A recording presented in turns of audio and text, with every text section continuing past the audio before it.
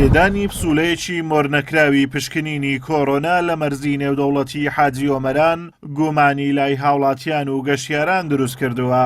هاوڵاتیان دەڵێن بۆ گەشتێکی ئێران دەبێت 120,000 لە بەرامبەر دوو پشکنینی هاتون و چوون بدەن کە بڕاپارەیەکی زۆرە. کەچی ئەو پسوولەی بۆ پشکنینی کۆڕۆنا پێیان دەدرێت مۆری پێوە نییە و جێگەی گومانە.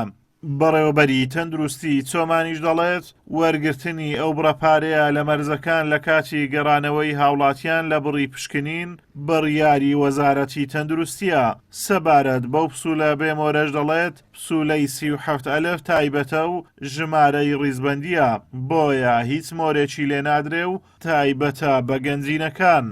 ئەوەش وەسلەکەیە کە نە مولکێکی قانونی پێوێنە بەرواری ئەم هاوڵاتیە باس لەوە دەکات لە مەرزی حاجی ئۆمەران پشکنینی کۆڕۆنان بە 60,000 دینار بۆ کراوە و پسوولەیەکیان پێدراوە هیچ مۆرێکی فەرمی پێوە نییە کە ئەمەش جێگای گومانە. سەرەڕای ئەوەش دوای 24 کاتژمێر وەڵامی پشکنینەکەیان پێدەدرێتەوە.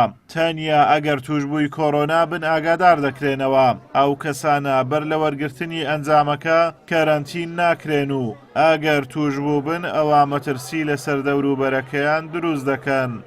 ئەوە وەسلیان بۆ کردەوە بۆ خەڵک لە هاتنەوەی کە نەخۆشی کۆڕۆنای هەیە 6,000 لێ وەرگرتیە بێەوە هیچ ئەوەکی بکرێن. ئەو وەسلە نە مولکێکی قانونی هەیە، نە هیچ ئەوەی پێوەیە، نە ژمارەی لێدرا، نە پارەی وەرگری پێوێ، نە مۆرێکی پێوەیە و بەڵێنامەش بە هەمان شێوە.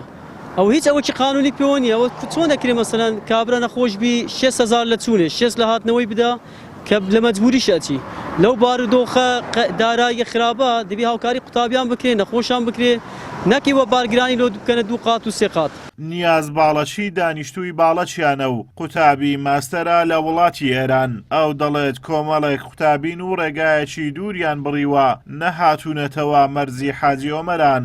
بەهۆی وەرگرتنی ئەو پارە زۆرە چوونەتەوە مەرزی باشماخ، چونکە وەک ئەو دەڵێت لەوێ ئەو بڕەپارەیە لە قوتابیان وەرناگیرێ. ئەو خوێندکارانێک کە ئێستا لە کۆماری ئیسلامی ئێرانەوە دەگەڕنەوە بەڕاستی لەبەر وەرنەگرتنی 60,000 دینارەکە هەر هەمویان دەستنەوە ڕێگەی باشمەخ. من بۆ خۆم کە خەڵکی سۆران و باڵەشیانم بەڵام ڕێگایەکی دوورمان بڕیوە لەگەڵ خوێندکارانی دەڤەرەکە بە ڕێگەی باشماخدا هاتوونێتەوە. لەوێ مراعاتی ئەوە دەکرێتن کە ئەوانەی خوێندکارن یاخود ئەوانەی زۆر نەخۆشن پارەکانیان لێ وەرناگیرێ. بەڵام ئێمە ئەوەش ڕەت دەکەینەوە لەگەڵ ئەوەی ئەو ئاسانکاریە لەوێ دەکرێت دەستخۆشیان لێ ئەەکەین. بەڵام هیوادارین وەزارەتی تەندروستی پێداچوونەوە بەو بڕیارە هەڵەیە بکات و لە سوودنی کاتدا لای بدات، چونکە ئازمایشەکە بای ئەوە نییە کە 60,000 دینار لە خەڵکی هەرێمی کوردستان وەربژیرێتن بە تایبەتی چینی نەخۆش و چینی خوێندکاران. بەپێی بڕیاری وەزارەتی تەندروستی هەرێم هەر هاوڵاتیەک سەردانی ئێران بکات بەڕی 120,000 دیناری بۆ پشکنینی کۆڕۆنای هەردوو سەر لێ وەردەگیرێت. ئامەش بارگرانیەکی گەورەی بۆ هاوڵاتیان دروست کردووە و داوا دەکەن حکوومەتی هەرێم بە بڕەپارەیەکی کەم ئەو پشکنینەیان بۆ ئەنجام بدات. ئازاد ئۆمەراوەی کەناڵی ئاسمانی پەیام، قەزای سۆران.